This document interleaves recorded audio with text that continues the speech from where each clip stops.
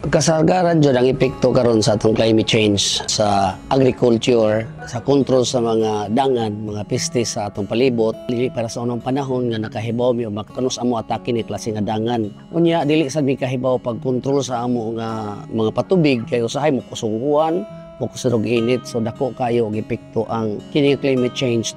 For the first time, karon po ko naka-apil og ani nga training nga gitagaan og importansya ang agricultural side and fishery sector. Itudloan mi unsaon pag-apply, unsaon pag-adapt ug unsaon mo pagkahibaw nga kana ding panahon na maigo jud mi sa kusog nga uwan, maigo mi sa nagkalain nga phenomenon. So nakita na mo ron unsay nga buhaton to be resilient para nga dili totally affected ang among pananom ug ang among mga pangisdaan. Pwede kabot ini sa among lungsod, makatabang kog advocate ini sa mga farmers. Of course kay daghan mi kadto og mga farmers organization ug sila nga i-share this kind of activity nga among na-learn dire.